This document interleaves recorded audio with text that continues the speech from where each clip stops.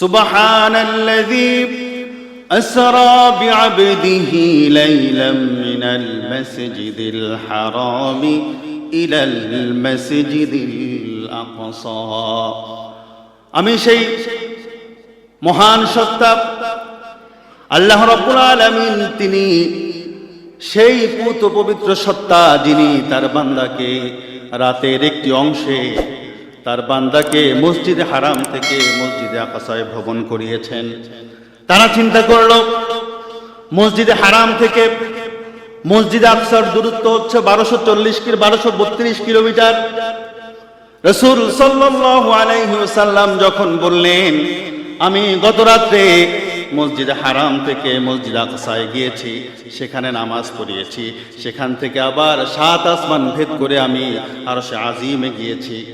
তারা কিন্তু 7 আসমান ভেদ করে তিনি যে আরশে আজিমে গিয়েছেন এটাকে নিয়ে চিন্তাই করে নাই, তাদের মাথায় আসে নাই। তারা চিন্তা করেছে মসজিদে হারাম থেকে মসজিদ আকসা পর্যন্ত 1232 কিলোমিটার, এক রাত্রিতে 1200 কিলোমিটার গিয়ে একজন মানুষের পক্ষে সেখানে গিয়ে আসা সম্ভব নয়। তারা সেটা চিন্তা করেছে। ধারাবাহিকভাবে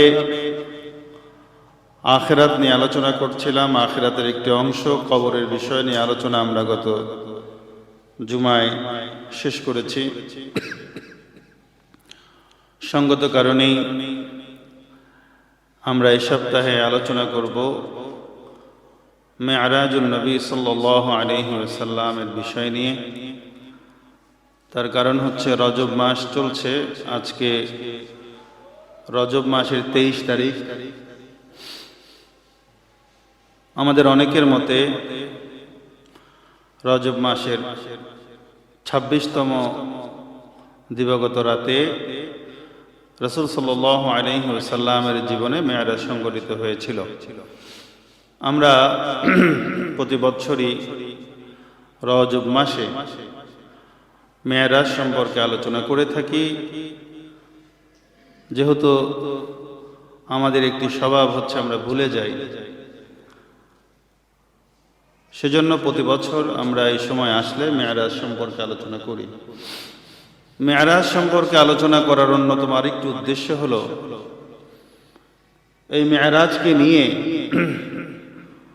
অনেক বিজ্ঞানীরা গবেষণা করে নাস্তিক হয়েছে।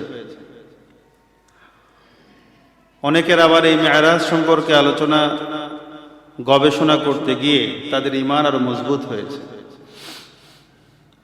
সাহাবায়ে কেরামদের দিকে যদি আমরা তাকাই, কেউ কেউ রাসূল সাল্লাল্লাহু আলাইহি ওয়াসাল্লামের মুখ থেকেও শুনে নাই, আবু জেহেলের মুখ থেকে শুনে হযরত আবু বকর রাদিয়াল্লাহু তাআলা আনহু তিনি অকপটে স্বীকার করে নিয়েছেন যে আল্লাহর রাসূল মেরাজ সম্পর্কে যা বলেছেন সব সত্য বলেছেন।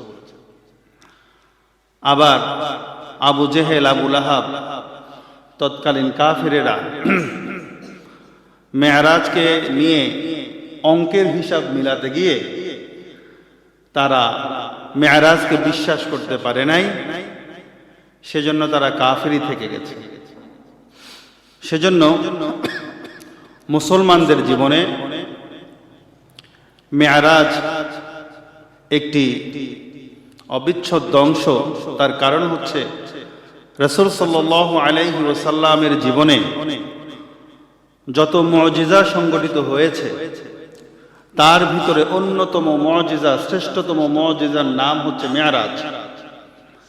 যে মেরাজকে যদি আপনি অঙ্কের হিসাবে মেলাতে যান তাহলে আপনার আর কুল কিনারা আপনি পাবেন না, আপনার অঙ্কে কখনোই মিলবে না। অথচ মেরাজটা সংঘটিত হয়েছিল সেটা সত্য এবং সশরীরে হয়েছে। প্রিয় হাজিরিন, রাসূল সাল্লাল্লাহু আলাইহি ওয়াসাল্লামের জীবনে 3000-এর বেশি মুজিজা সংঘটিত হয়েছে। তার ভিতরে মেরাজ হচ্ছে অন্যতম একটি মুজিজা, যেটাকে বর্ণনা করতে গিয়ে আল্লাহ রাব্বুল আলামিন নিজেই সুবহান শব্দটি ব্যবহার করেছেন। আল্লাহ রাব্বুল আলামিন এভাবে বর্ণনা করেছেন, সুবহানাল্লাযী أسرى بعبده ليلا من المسجد الحرام إلى المسجد الأقصى সেই মহান সত্তা যিনি পূত পবিত্র الذي باركنا سبحان الذي يسرى بعبده ليلا من المسجد الحرام যিনি তার বান্দাকে ভ্রমণ করিয়েছেন রাত্রির একটি অংশ বিশেষে মসজিদে হারাম থেকে মসজিদে আকসা পর্যন্ত সুবহানাল্লাহ তিনি বর্ণনা করেছেন মেরাজ সেজন্য মেরাজকে যদি কেউ অস্বীকার করে তাহলে সে কাফের সরাসরি কাফের এই বর্তমানে মহাকাশ বিজ্ঞানীরা গবেষণা করছে নাসার বিজ্ঞানীরা গবেষণা করছে তাদেরকেও যদি মেরাজ সম্পর্কে বলা হয় তাহলে তারাও অঙ্কের হিসাব কষতে শুরু করে দেয় যেভাবে আবু জেহেলরা করেছিল অঙ্কের হিসাব বর্তমান মহাকাশ বিজ্ঞানের উৎকর্ষতা চলছে মহাকাশ নিয়ে গবেষণা চলছে নাসার বিজ্ঞানীরা মহাকাশ নিয়ে গবেষণা করছেন তারা দেখছেন যে মহাকাশে অ্যাস্ট্রোনমি কসমোলজি তারপরে আপনার বিভিন্ন গ্রহ নক্ষত্র তারা এটা নিয়ে গবেষণা করছে অথচ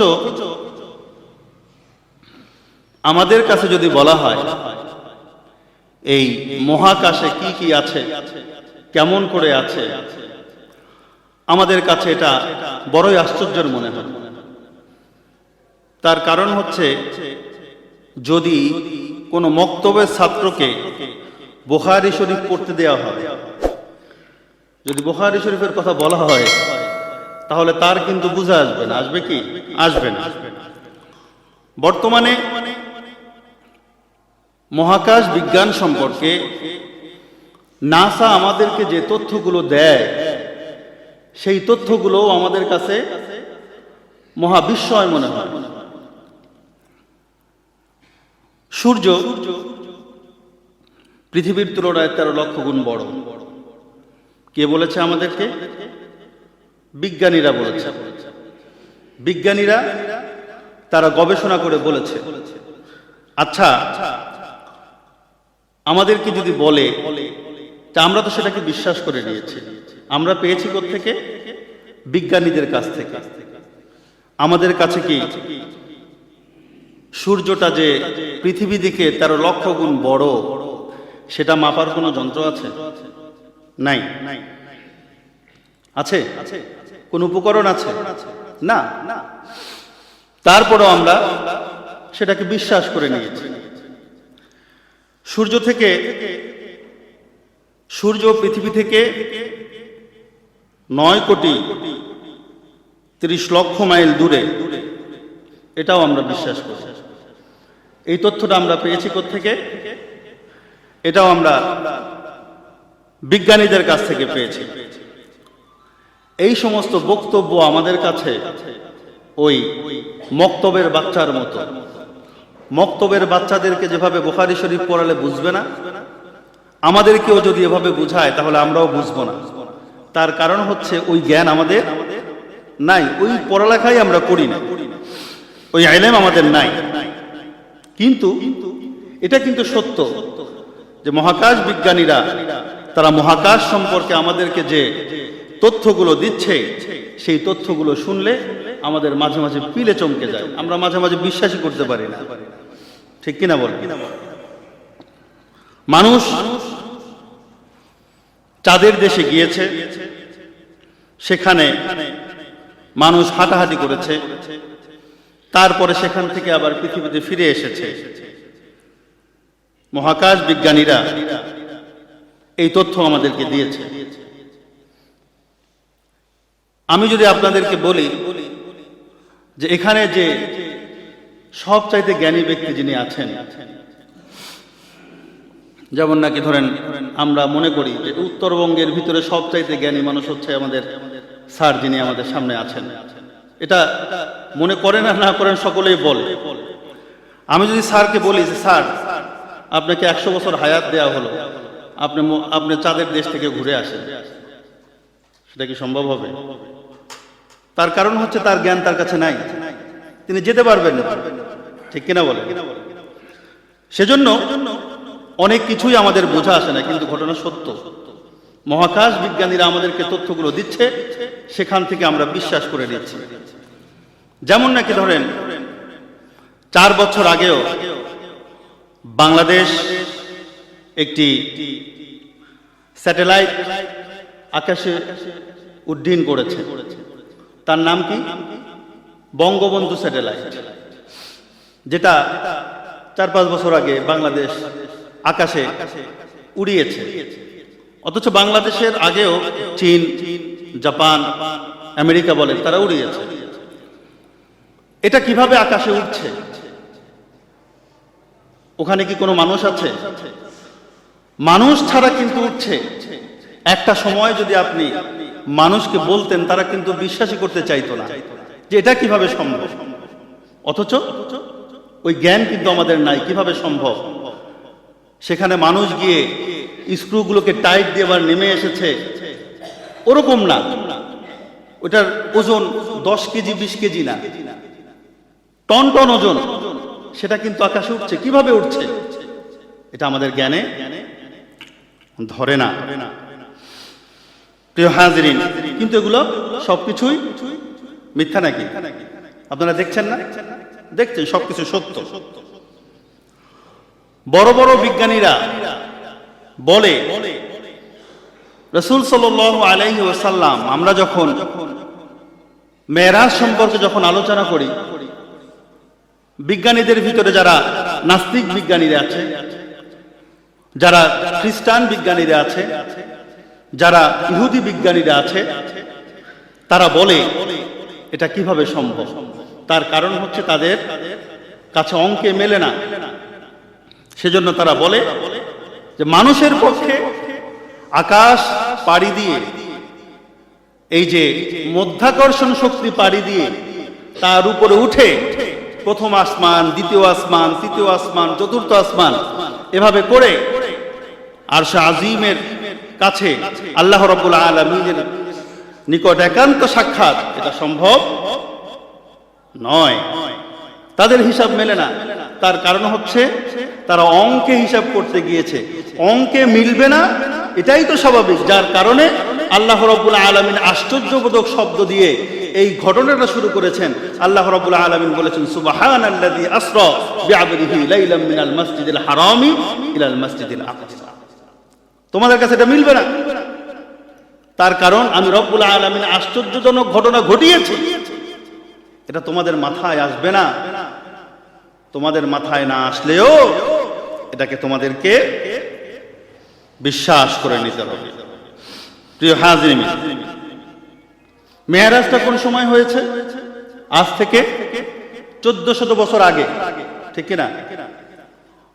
তখন কি নাসা ছিল? নাসার গবেষকরা ছিল? ছিল না। তখন মানুষ যে আকাশে উঠতে পারে সেই ধারণাই তাদের ছিল না। সেজন্য তারা মেরাজের ওই অংশটা নিয়ে আলোচনা বা চিন্তা ভাবনা করে নাই। আবু জেহেলরা, আবু লাহাবরা,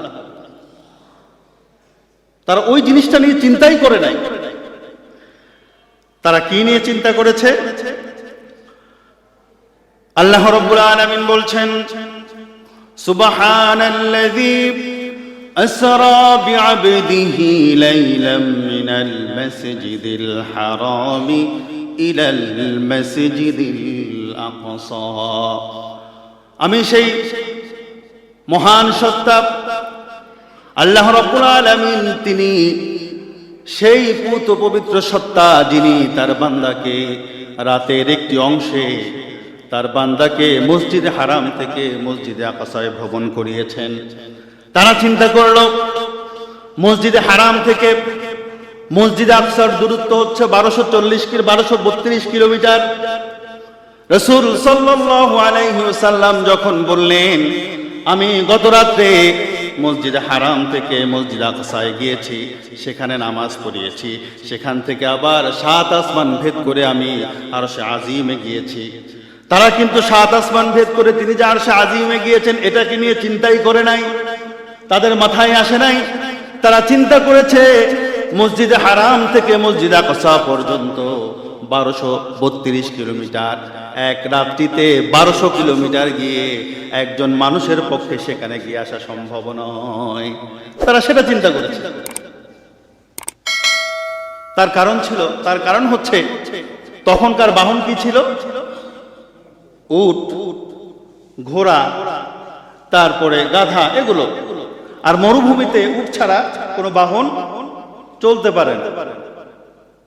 তাহলে একটা উটের পক্ষে 1200 কিলোমিটার এক রাত্রিতে গিয়ে আসা কোয়াইট ইম্পসিবল, এটা কখনোই সম্ভব না। সেজন্য তারা কি করেছে? তারা এই মেরাজকে নিয়ে অঙ্কের হিসাব করতে গিয়ে তারা বলেছে যে মুহাম্মদ সাল্লাল্লাহু আলাইহি ওয়াসাল্লাম মেরাজে গিয়েছে, এটা মিথ্যা বলেন, নাউজুবিল্লাহ। তারা বিশ্বাস করতে পারে নাই। এখন আমি আপনাদেরকে প্রশ্ন করি, এই যে বর্তমান সময়ে যদি আপনাদেরকে আমি বলি আমি গত রাত্রিতে মসজিদে হারাম থেকে মসজিদ আকসা পর্যন্ত গিয়েছি, আবার সেখান থেকে আবার ফিরে এসেছি, এটা কি আপনারা বিশ্বাস করবেন নাকি? করবেন না? কেন করবেন? তার কারণ হলো বর্তমান সময়ে 1200 কিলোমিটার যেতে বেশি সময় লাগে না। 1 ঘন্টা 2 ঘন্টার ভিতরে গিয়ে 6 ঘন্টা বা 4-5 ঘন্টার ভিতরে সেখানে গিয়ে আবার ফিরে আসা সম্ভব, ঠিক কিনা? সেই জন্যই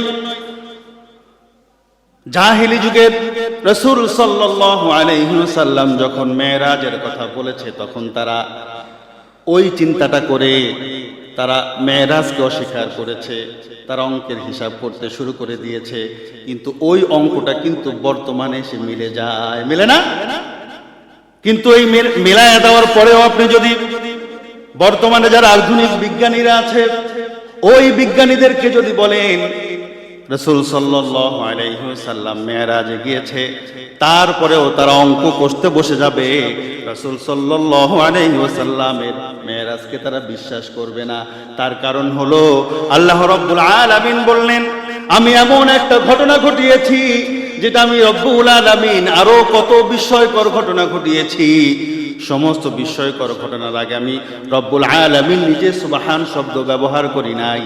তার কারণ হচ্ছে সবচাইতে বিস্ময়কর ঘটনা হচ্ছে মেরাজ। সুবহানাল্লাহ। এটা তো অঙ্কে মিলবেই না। অঙ্কে মেলাতে তোমরা যেও না, অঙ্কে মেলালে ঈমান আনা যায় না, যায় নাকি? আল্লাহ রাব্বুল আলামিন যেটা বলবেন, রাসূল সাল্লাল্লাহু আলাইহি ওয়াসাল্লাম যেটা মুখ দিয়ে বের করবেন তার সেটা সাথে সাথে বিশ্বাস করার নামই হচ্ছে ঈমান। ইসলামকে অঙ্ক দিয়ে মেলাতে যায় না। আমরা তো এরকম আমাদের স্বভাবে আছে, যদি ধরেন কোন হুজুর যদি কোনো কথা বলে, হুজুররা তো মন করা কথা বলে না, কোরআন থেকে বলে, সেটা যদি আমাদের মস্তিষ্কের সাথে না মেলে, আমাদের অঙ্কের সাথে যদি না মেলে, আমরা বলি হুজুর ভুয়া কথা কয়, ঠিক না? না, আপনার মস্তিষ্কে মেলবে না, আপনাকে সেই জ্ঞান দেওয়াই হয় না। সেই জ্ঞান তো আল্লাহ রাব্বুল আলামিন কি করেন নাই, দেনই নাই। প্রিয় হাজরিন, আজকের যুগে 1200 কিলোমিটার যাওয়া কোনো বিষয় নয়। সেটা সেই যুগে তারা বিশ্বাস করে নাই, কিন্তু এই যুগে এসে আপনাদের কাছে বিশ্বাস হচ্ছে। তাহলে বর্তমান বিজ্ঞানীরা কি বলে? বর্তমান বিজ্ঞানীদের কাছে যখন রাসূলের মেরাজ সম্পর্কে আলোচনা করা হয়, তারা বলে আকাশের ভিতরে আছে অসংখ্য তারকা, তার ভিতরে একটা আছে হচ্ছে সূর্য। পৃথিবী থেকে কত দূরত্ব কত? 9,30,00,000 মাইল দূরে। এই 9,30,00,000 মাইল দূরে শুধু কি একটাই তারকা, নাকি তার উপর আরো তারকা আছে? বিজ্ঞানীরা হিসাব করে দেখেছে 9,30,00,000 মাইল দূরে যে 13 লক্ষ গুণ বড় যে সূর্য আছে, তার চাইতে কোটি কোটি গুণ বড় সূর্য আছে, বড় তারকা আছে, যেই তারকাগুলো দিয়ে পুরো আকাশটাকে ছেয়ে রেখেছে। সেখানে আছে নক্ষত্র, গ্রহ নক্ষত্র, আরো অনেক কিছু আছে, নিহারিকা পুঞ্জ, অনেক কিছু আছে। তারা চিন্তা করেছে, এই যে তারা তারকার ভিতর দিয়ে যদি একটা মানুষ যায়, তারকার সাথে লেগে যদি যায়, তাহলে সে জ্বলে পড়ে শেষ হয়ে যাবে, ছাই হয়ে যাবে। আর একটা তারকা থেকে আর একটা তারকার যে দূরত্ব আছে, ওই তারকার মাঝখানে আছে ব্ল্যাক হোল।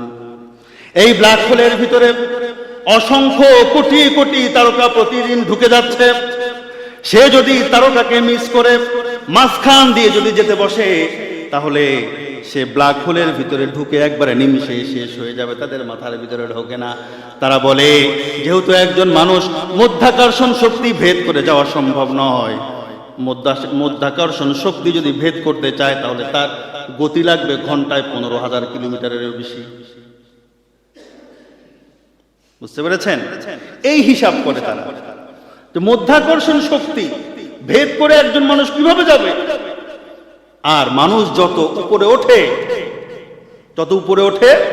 অক্সিজেনের মাত্রা তত কমতে থাকে। সেজন্য দেখবেন এখন বর্তমান সবচাইতে উচ্চ পর্বত শৃঙ্গ কোনটা? Mount Everest. আচ্ছা, যাই হোক, সেখানেও যখন তারা ওঠে, পিঠে কিন্তু তারা কি করে ওঠে? অক্সিজেন নিয়ে ওঠে। কেন? আপনি যত উপরে যাবেন তত অক্সিজেনের মাত্রা কমতে থাকে। এই সমস্ত হিসাব করে যখন দেখে যে না, এটা তো সম্ভব না, প্রিয় হাজিরিন, এই সমস্ত চিন্তা করে তারা বলে যে মেরাজ ভুল, মেরাজ সম্ভব নয়। প্রথম আকাশ পর্যন্ত যদি বর্তমান মহাকাশের উৎকর্ষতা বিজ্ঞানীরা যদি ধরেন, মনে করেন যে বিজ্ঞানীরা আরো 50 বছর পরে গিয়ে, 1400 বছর আগে তো তারা 10 হাত উপরে উঠতে পারে নাই, পেরেছে কি না? 1400 বছর পরে গিয়ে তারা চাঁদের দেশে যাচ্ছে, তারা মঙ্গল গ্রহে যাচ্ছে। চাঁদের দেশে গিয়ে, মঙ্গল গ্রহে গিয়ে প্লটও বিক্রি, চিন্তাও করে নাই যে এটা সম্ভব, ঠিক কিনা বলে? তো সুতরাং ধরেন 50 বছর 100 বছর পরে বিজ্ঞানীরা এমন নবযান আবিষ্কার করলো, যেটা আপনার তারকারাজির মাঝখান দিয়ে যাওয়া, মানে যেতে পারবে, যেটাকে বলা হয়, কি বলা যায়, মানে আগুন প্রুফ, মানে সেটাকে আগুন কিছু করতে পারবে না। তারা সেটাও যদি বানিয়ে যদি উপরের দিকে ওঠে, কতটুকু যেতে পারবে? কথা কয় না কেন? কতটুকু যেতে পারবে? প্রথম আসমান, সর্বোচ্চ প্রথম আসমান, সর্বোচ্চ প্রথম আসমান। প্রথম আসমানের উপরে ওঠা কি সম্ভব? না। প্রথম আসমানে যেতে কত সময় লাগে ওইদিকে আমি যাচ্ছি না, মনে করলাম যে যত সময় লাগে অত সময় আল্লাহ রাব্বুল আলামিন কোন মানুষের হায়াত দিল? দেওয়ার পরেও কি তারা প্রথম আসমান ভেদ করতে পারবে? না। রাসূল সাল্লাল্লাহু আলাইহি ওয়াসাল্লাম বলেন, আমাকে যখন জিবরাইল আলাইহিস সালাতু ওয়াস সালাম যখন আমাকে নিয়ে প্রথম আসমানে উঠলেন, প্রথম আসমানে ওঠার পরে জিবরাইল আলাইহিস সালাতু ওয়াস সালাম ঠক ঠক করে শব্দ করলেন। উপর থেকে আওয়াজ এলো, কে? জিবরাইল আলাইহিস সালাতু ওয়াস সালাম বললেন, আমি হচ্ছে তোমাদের সর্দার জিবরাইল। উপর থেকে আওয়াজ এলো, আপনার সাথে কি কোনো কেউ আছে নাকি? তিনি বললেন, হ্যাঁ আমার সাথে আছে। আমার সাথে যিনি আছেন তার নাম হচ্ছে মুহাম্মাদুর রাসূলুল্লাহ সাল্লাল্লাহু আলাইহি ওয়াসাল্লাম। তারপরে আরেকটি প্রশ্ন জিজ্ঞেস করলেন, তিনি কি এমনিতেই এসেছেন নাকি তাকে দাওয়াত দেওয়া হয়েছে? তারপরে জিবরাইল আলাইহিস সালাতু ওয়াস সালাম উত্তর দিলেন, তাকে রব্বুল আলামিন নিজেই দাওয়াত করে আরশে আজিমে নিয়ে যাচ্ছেন। সুবহানাল্লাহ, নিজেই দাওয়াত করেছেন। যখন ওই আকাশ রক্ষীরা, আকাশের দরজায় যারা পাহারারত আছে, তারা যখন শুনলেন, তারপরে দরজা খুলে দিলেন। প্রতিটা আকাশের একটা একটা দরজা আছে, দরজার নাম হচ্ছে বাবুল হাফাজা। এই বাবুল হাফাজতে প্রতিটা দরজায় 12,000 ফেরেশতা নিযুক্ত আছে। কতজন ফেরেশতা? 12,000 ফেরেশতা। এই 12,000 ফেরেশতা রাসূল সাল্লাল্লাহু আলাইহি ওয়াসাল্লাম যখন গেলেন, তখন তারা জিজ্ঞেস করলো, তারা নিশ্চিত হলো, নিশ্চিত হওয়ার পরে আল্লাহর আদেশ আছে কিনা, নিশ্চিত হওয়ার পরে তারপরে দরজা খুলে দিলেন। তারপর রাসূল সাল্লাল্লাহু আলাইহি ওয়াসাল্লাম উপরে উঠে গেলেন। বলেন সুবহানাল্লাহ।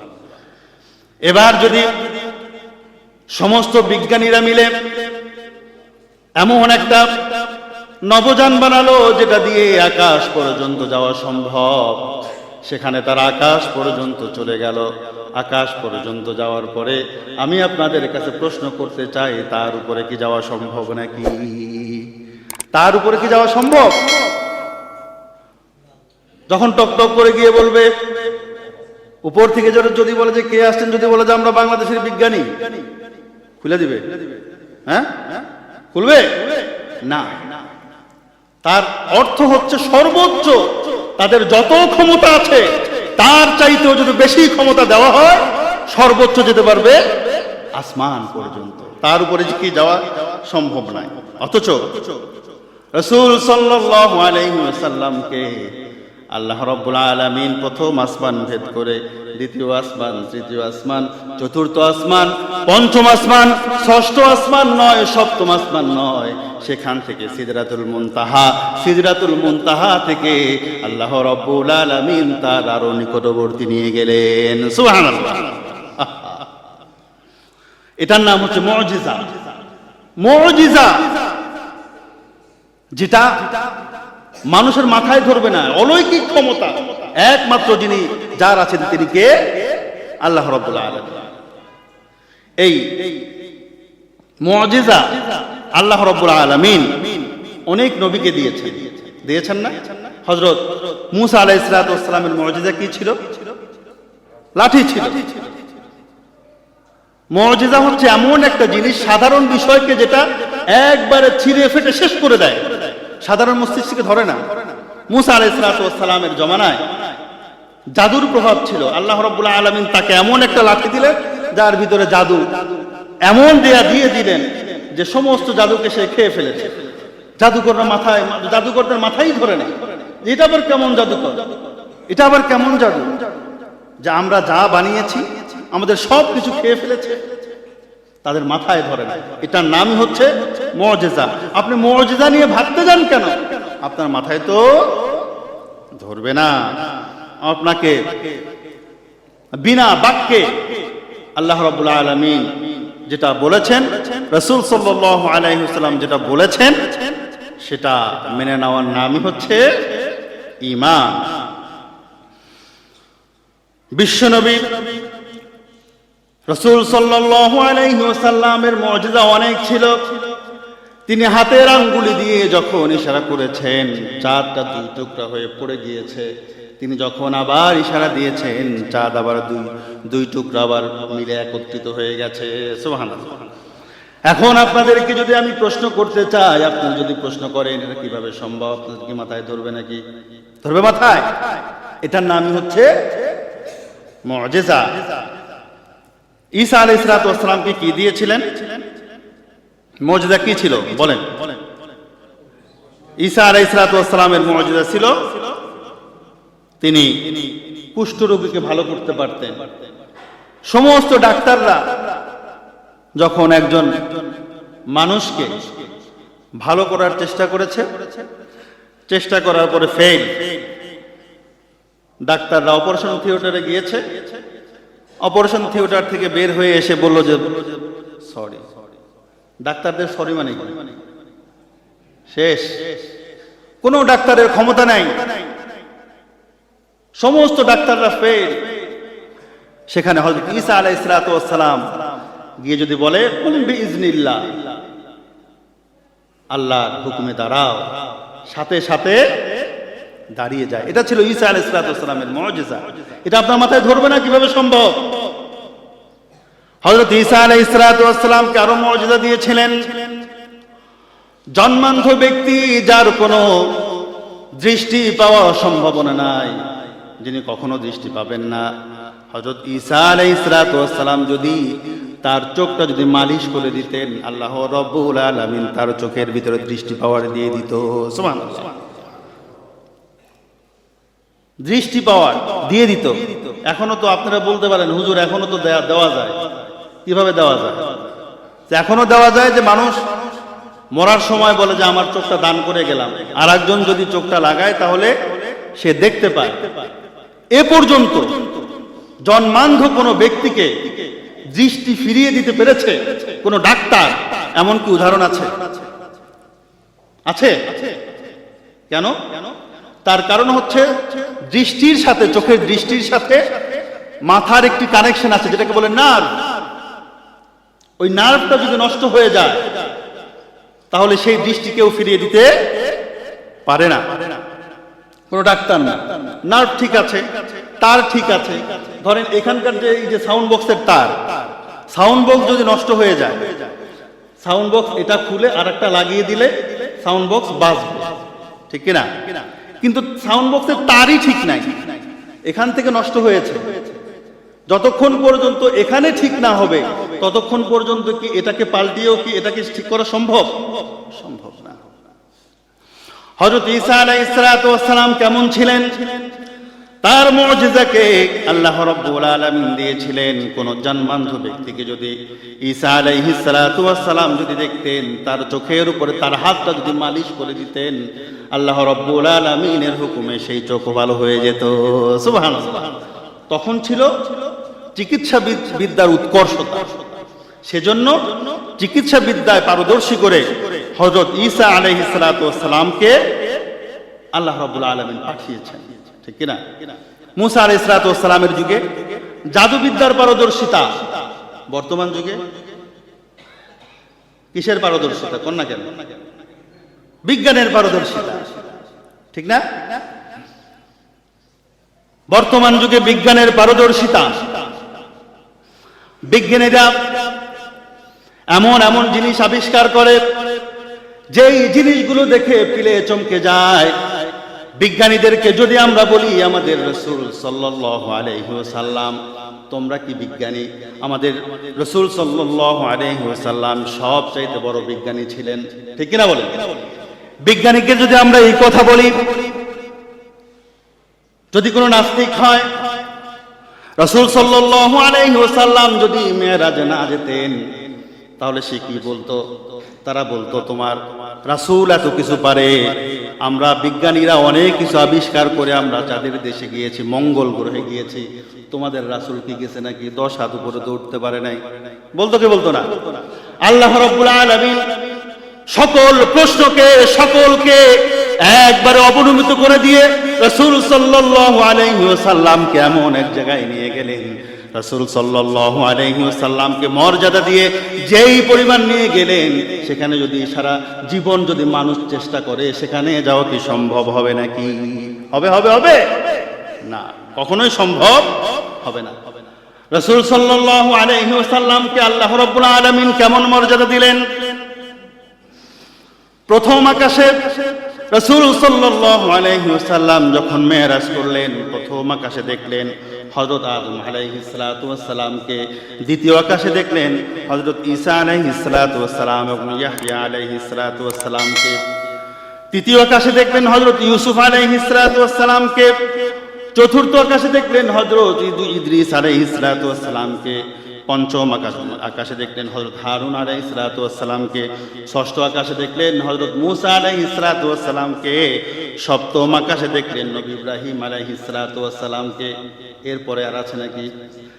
রাসূল সাল্লাল্লাহু আলাইহি ওয়াসাল্লামকে আল্লাহ রাব্বুল আলামিন এমন মর্যাদা দিলেন, এমন মর্যাদা দিলেন, রাসূল সাল্লাল্লাহু আলাইহি ওয়াসাল্লামকে আল্লাহ রাব্বুল আলামিন বললেন, প্রথম আসমান নয়, দ্বিতীয় আসমান নয়, তৃতীয় আসমান নয়, চতুর্থ আসমান নয়, পঞ্চম আসমান নয়, ষষ্ঠ আসমান নয়, সপ্তম আসমান নয়, আমার নবী যারা আমি যাদেরকে পয়গম্বর করে পাঠিয়েছি, হযরত আদম আলাইহিস সালাতু ওয়াস সালাম থেকে শুরু করে ঈসা আলাইহিস সালাতু ওয়াস সালাম পর্যন্ত যত নবী রাসূল গিয়েছে, সমস্ত নবীদের সর্দার হিসাবে আমি আপনাকে পাঠিয়েছি। সুতরাং তারা এসেছে সপ্তম আকাশ পর্যন্ত, আপনি আসবেন সপ্তম আকাশ পার হয়ে, সিদরাতুল মুনতাহা পার হয়ে আমি রব্বুল আলামিন আরো নিকটে নিতে চাই। সুবহানাল্লাহ, আরো নিকটে নিয়ে এসেছি। আপনি তো সাইয়্যিদুল মুরসালিন, আপনি সমস্ত নবীদের নবী, আপনি শুধু মানুষের নবী নন, আপনি হচ্ছে সমস্ত নবীদের নবী। সমস্ত নবীগুলো প্রথম আসমান, দ্বিতীয় আসমান, তৃতীয় আসমান, চতুর্থ আসমান থেকে শুরু করে ষষ্ঠ আসমান, সপ্তম আসমান পর্যন্ত তারা গিয়েছে মৃত্যুর পরে।